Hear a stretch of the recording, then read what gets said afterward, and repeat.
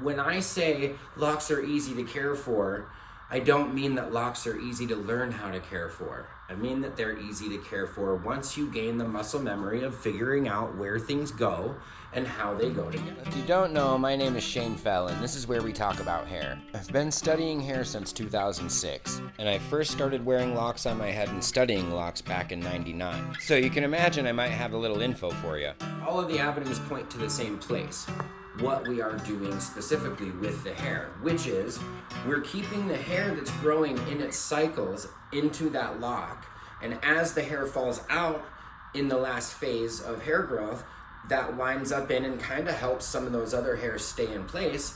Every once in a while, we're going through and keeping every hair in place and putting it where it goes and letting it grow in that manner in hopes that we can keep that there, whether that's roughing it up more, it's like using a comb and twisting hairs around it like twist and lock, or we're going all the way into like roughing things up. We're just placing the hairs where they go and keeping them there until some of them fall out and then combing those back up in, or we're going even further to where we're placing the hairs where they go and roughing things up, maybe with finger palm rolling or finger rubbing. We're seeing thousands of ways that we're needing to care for our locks. When I say locks are easy to care for, I don't mean that locks are easy to learn how to care for. I mean that they're easy to care for once you gain the muscle memory of figuring out where things go and how they go together. And once you feel that, and your fingers know the maps of the back of your heads and what the edges of the partings of each lock feel like, so you know where the hairs go, your fingers will know this over time. It takes a couple of months of doing diligence with your locks. That's why we say it takes a lot of care in the beginning for you to learn how to do it.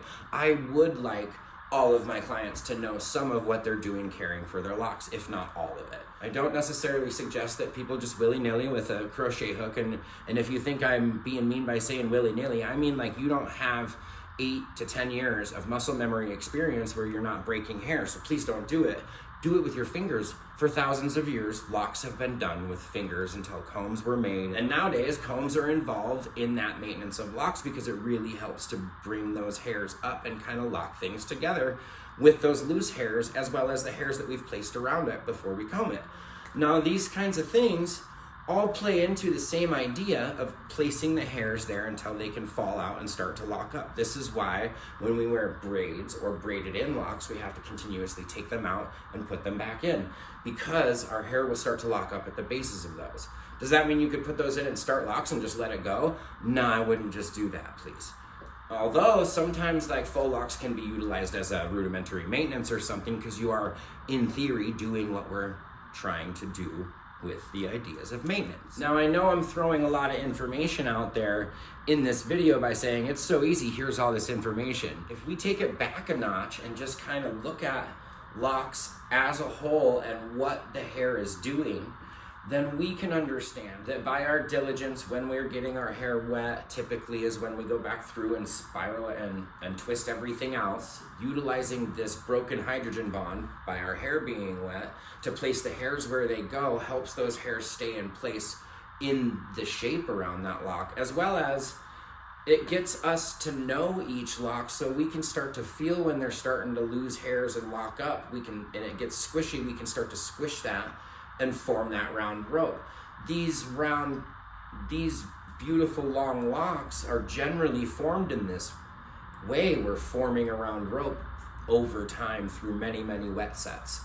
That easy concept takes about a month to 2 months of diligently working through your hair to gain the muscle memory to where it only takes like 15 minutes. I promise taking care of your locks is super easy once you gain that muscle memory.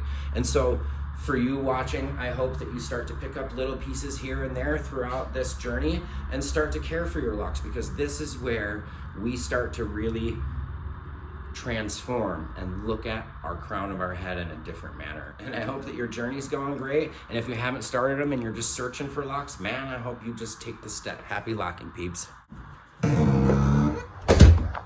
That one's been in the vault for a minute. As you can tell, it takes me a little bit to edit something. Get it out. I got it edited, and I'm gonna post it right before we bounce. Look at these cherries popping, which reminds me that we're bouncing to Oregon and Washington, where there's some good cherry trees. And if you didn't know, we like to travel, and I like to do walks along the way. So if you never wanted to maybe possibly get on my books, hit me up and let me know where you're at. But either way, here's a little bit of what the van build looks like these days.